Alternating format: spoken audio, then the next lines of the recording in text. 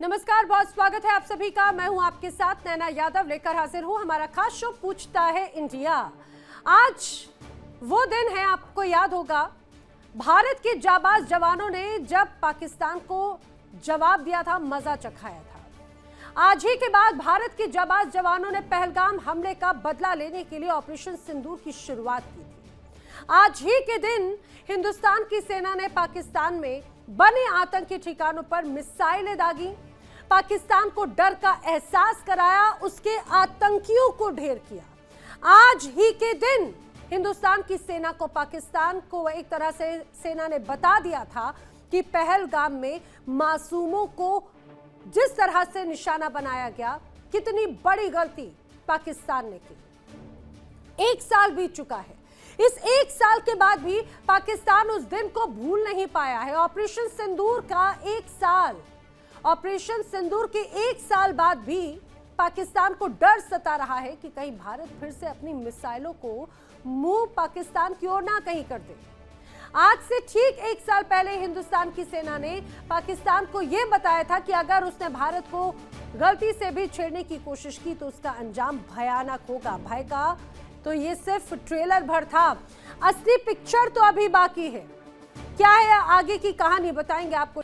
पहलगाम हमले के बाद में 7 मई 2025 को हिंदुस्तान ने अपने आंसू पोंछकर पाकिस्तान को बताया था कि आतंकिस्तान ने इस बार कितनी बड़ी गलती कर दी है।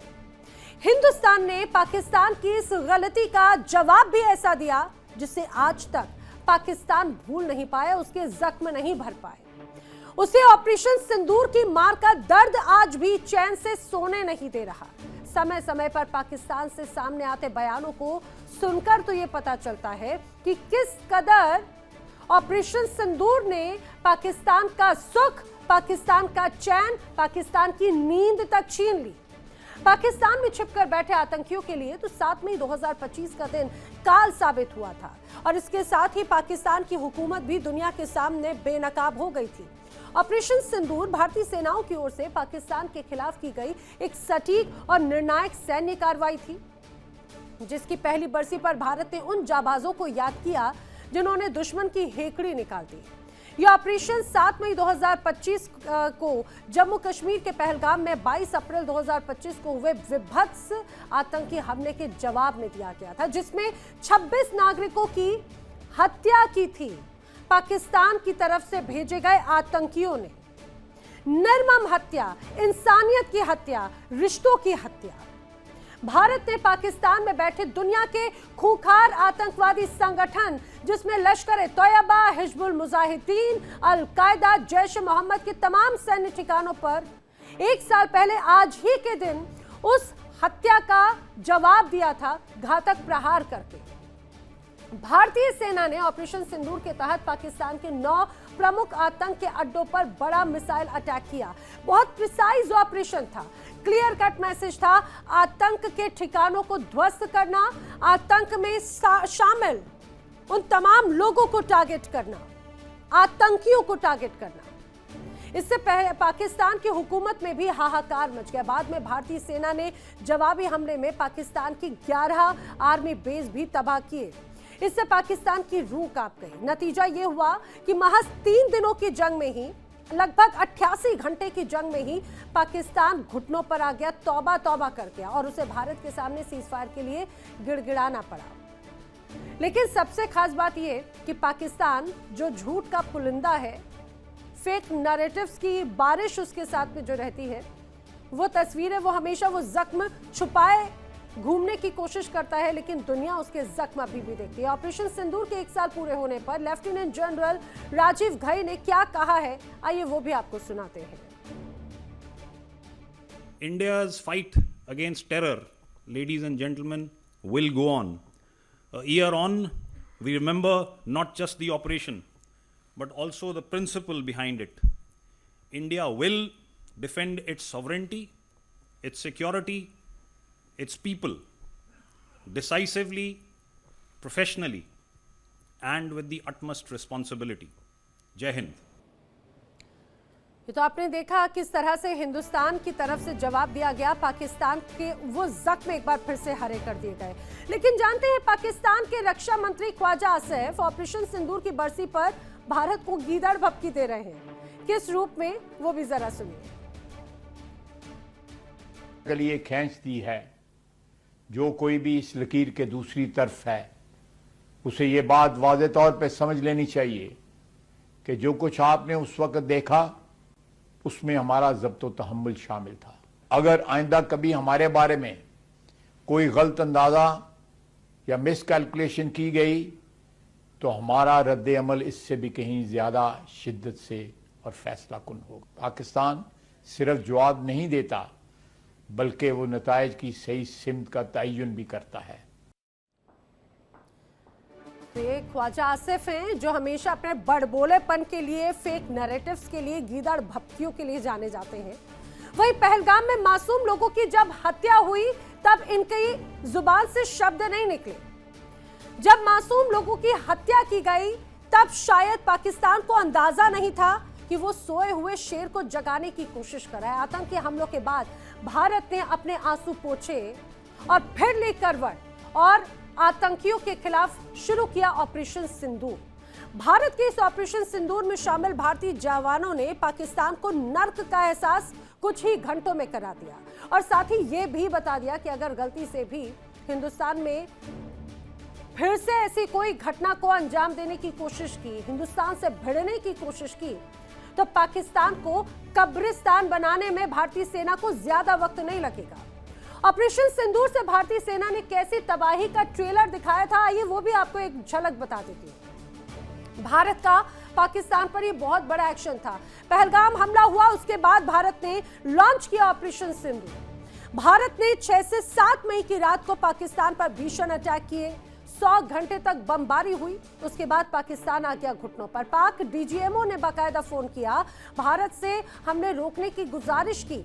भारत ने केवल आतंकी ठिकानों और सैन्य अड्डों पर हमले किए और मुरिद के, बहावलपुर और लाहौर के पास में आतंकी ट्रेनिंग कैंप भी तबाह कर दिए। ऑपरेशन सिंदूर में मारे गए 100 से ज्यादा आतंकवादी, जिसमें मसूद अजहर का परिवार भी शामिल था, उसे भी हमलों में ढेर कर दिया गया। पाकिस्तान की 11 एयरबेस के रनवे रडार सिस्टम को नुकसान हुआ। भोलारी एयरबेस के हैंगर पर अटैक हुआ। नूर खान, रहीम यार खान, सरगोदा एयरबेस को भी भारी नुकसान पहुंचा। तो ये एक तरह से ट्रेलर था। अब सवाल ये, ऑपरेशन सिंदूर पर पाक अपनी आवाम से आखिर कब तक झूठ बोलेगा, कब तक यहाँ के आर्मी लोगों को झूठे दिलासे देगी। ऑपरेशन सिंदूर में मुंह की खाने के बाद भी क्या पाकिस्तान को थोड़ी बहुत अकल आई? क्या डर के, हार के डर से पाक आतंकियों के साथ में मिलकर फिर से साजिशें रच रहा है? ये वो तमाम सवाल हैं जो अभी भी लोगों के जहन में है, क्योंकि कहा जाता है कि अगर सुधर जाए तो वो पाकिस्तान कैसा। पाकिस्तान ने कई मासूमों का सिंदूर उजाड़ा और उसी सिंदूर के माध्यम से पाकिस्तान को सबक सिखाया भारतीय जाबाजों ने। करेंगे खास चर्चा, खास मेहमानों का पैनल मेरे साथ में कनेक्ट हो रहा है। जल्दी से आपको मिलवा देती हूँ। रक्षा विशेषज्ञ रिटायर्ड मेजर जनरल अनुज माथुर जी मेरे साथ में कनेक्ट हो रहे हैं। रक्षा विशेषज्ञ रिटायर्ड विंग कमांडर आलोक सहाय जी कनेक्ट हो रहे हैं। विदेश मामलों के जानकार डॉक्टर ब्रह्मदीप अलूने जी भी मेरे साथ में कनेक्ट हो रहे हैं। पीपीपी की नेता पाकिस्तान से मारिया इकबाल जी भी मेरे साथ में कनेक्ट हो रही हैं। साथ ही साथ पाकिस्तान से जर्नलिस्ट डॉक्टर सज्जाद बुखारी भी मेरे साथ में कनेक्टेड हैं। आप सभी का बहुत स्वागत है इस चर्चा में। शुरुआत में करना चाह रही हूँ सज्जाद बुखारी आपसे, जख्म भर गए या अभी भी ताज़ा हैं? कई जगहों से मैंने सुना है कि जो जख्म दिए गए थे ऑपरेशन सिंदूर के दौरान, उन्हें फिलअप करने के लिए, मरहम लगाने के लिए कई कर्जे लिए गए तस्वीरों को बदलने के लिए। तस्वीर बदल गई या नहीं? बहुत शुक्रिया आपका नैना जी।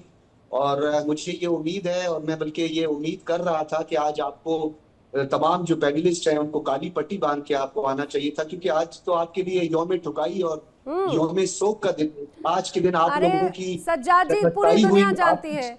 अरे मुझे सुनिए, ठुकाई किससे? मुझे लगता है लड़ाई या जंग उससे ज्यादा मजेदार होती है जब आपके सामने अगर लड़ाई या जंग लड़ने वाला भी उतना ताकतवर हो। अब आपसे क्या बहस करूंगी मैं इस जंग को लेकर। नैना जी, आप मुझे जो है आप थोड़ा सा ही सुनती नहीं है, उसके बाद चलिए आप इंटरप्ट कर बोल देती हैं। लीजिए। सुन तो देखिए लेना। मैं जानती हूँ चारों तरफ से घिरते हैं, ठुकाई पिटाई सब हो जाती है, लेकिन इसीलिए आज मैंने सबसे पहले आप ही को मौका दिया। बोलिए। चलिए नैना जी, आप यकीन जाने मैं किसी ऐसी टर्म का इस्तेमाल नहीं करूंगा जो कि किसी इखलाकी डिक्शनरी में मौजूद ना हो, क्योंकि मैं खुद ब्रॉडकास्टर हूं, मैंने आपको मुताबिद बार कहा है। तो ऑपरेशन मार्का हक और आपका जो सिंदूर था, माजरत के साथ आपका दूसरा तंदूर था, सिंदूर और तंदूर दोनों का बंदोबस्त हमने किया। पहले सिंदूर का किया, फिर तंदूर का किया, फिर आपकी फादरलैंड जो है उसका बंदोबस्त ईरान ने किया। तो इस वक्त जो आपकी सूरत हाल है, आपको काली पट्टी बांध के आना चाहिए था, और आज जो आपका स्लोगन होना चाहिए था वो होना चाहिए था यौम स्याह। क्योंकि आज के दिन जिस तरह आपकी बठिंडा, आपकी पठानकोट, उड़ी, जिस तरह आपकी ब्राह्मूस इंस्टॉलेशन जो है उसको हिट किया गया था, जिस तरीके से जानते हैं आपके सज्जाद, मैं आज लाल रंग की ड्रेस पहन रही थी जो आपको बड़ा पसंद है लाल रंग, लेकिन मैंने कहा कि आप खौफजदा ना हो जाएं, इसलिए फिर मैंने लाल को नीला कर दिया कि कहीं ऐसा ना हो कि अभी ये जो तारीख है आपको शायद हर जगह लाल लाल देख के घबराहट होगी, पीछे देखकर भी आपको कहीं घबराहट तो नहीं हो रही। आपको लाल रंग और ये तारीख साथ में हमेशा इतिहास में थर-थर तो नहीं कांपते कहीं? नैना, गलती मेरी है कि आज मुझे लाल लिबास पहन कर आना चाहिए था, बिल्कुल आना चाहिए था ताकि आपको याद रहे, याद रहे। आप अपना, आप ब्रॉडकास्टर हैं, आज आप शो कीजिए लाल कपड़ों में, लाल कपड़े पहनकर। करना चाहिए आपको, याद रखना चाहिए आपको। नहीं, मैं लाल रंग का नहीं, मैंने ग्रीन कलर का जो है अपने फ्लैग वाला जो है वो वेस्ट कोट पहना हुआ है, अपना टिपिकल ट्रेडिशनल ड्रेस है वो मैंने पहना हुआ है। आप यकीन जाने नैना जी, आज मैं वाकई आपको ये बात कह रहा हूं कि आपको आज के दिन बहुत सारे सवालात करने चाहिए। हमारे DGISTR के 8 सवालात के जवाब अभी तक आपके अनिल चौहान से लेकर आपके सज्जाद बुखारी नरेंद्र जी, मोदी, हमारे यहाँ आपके तो सवालों राजनाथ के जवाब मिल जाते हैं, आपके यहाँ तो फेक नैरेटिव्स होंगे तो जवाब भी कहाँ से मिलेंगे? अरे कहिए ना अपने DGMO की तरफ से कि आए, बात करें, कितने बजे फोन हुआ, कितने बजे बातचीत हुई। हमारे यहाँ से तो मिनट टू मिनट सारी जानकारी दी गई, और आपने तो अगर इतना ही था, जो तमाम वो नूर खान एयरबेस या सारी चीजें थी उनकी मरम्मत के लिए तो कर्जा तक लेना पड़ गया भाई साहब। जी हाँ भाई, हमने बहुत कर्जा लिया, और आपको पता है हमारा कर्जा हमेशा सही जगह पे लगता है। आप देखिए हमारा कर्जा कितना अच्छी जगह पे लगा। हमने कर्ज का फर्ज पूरा किया, हमने कर्ज का फर्ज जो है, आप सुन तो लेना। आप सारे पैनलिस्ट देख रहे हैं कि मुझे जो है नैना बात ही नहीं करने दे रही है, इतना आजम नहीं हो रहा है। अरे बल्कि ये सोचिए, मैं बाकी पैनलिस्ट की तरफ नहीं जा रही हूँ, मैं आपको खुद ये कह रही हूँ कि अरे भाई मैं तो लाल पहनते पहनते घबरा गई जैसे ही मुझे पता चला सज्जाद है साथ में आज। आप नैना, आप बिल्कुल बाकी पैनलिस्ट की तरफ जाएं। माथुर साहब जैसे लोग भी बैठे हुए हैं, आपके सीनियर और आपके वो क्या कहते हैं, सेना के रिटायर्ड लोग हैं, और अक्सर आपके जो सेना के रिटायर्ड है इन्होंने ही आपको ज्यादा मरवाया है। GD बख्शी जैसे लोग, और वो जो आपके वो लंडे के तज्जियाकार हैं, वो गोबर आरिया साहब है कि गौरव आरिया साहब है, ये लोगों ने तो आपको मरवाया है। कितना खौफ है भाई, कितना खौफ है सज्जाद, कितना खौफ है सज्जाद। नैना, हाँ देखिए नैना, नैना जी, रिटायर्ड मेजर से इतना खौफ पाकिस्तान में है, इसको समझ सकते हैं। इनको पता नहीं है इनका नैरेटिव। सिर्फ एक फौजी का नाम उन्होंने जान लिया तो उसका इतना खौफ है, हमारे यहाँ तो इतनी लंबी पूरी फौज है। आप इनको छोड़ दीजिए, डॉक्टर बुखारी को पता नहीं है कि झूठ भी किस तरह से बोला जाए। कुछ लोग कहते हैं ना कि नकल में भी थोड़ी अकल की जरूरत होती है, झूठ बोलना भी इनको नहीं आता। आपको मैं पूरा का पूरा वाकया बता सकता हूं, इसमें कोई किसी को दुनिया में संदेह नहीं है। डॉक्टर बुखारी साहब को मैंने उस दिन भी प्रमाण के साथ बता दिया था कि क्या उसमें हुआ था।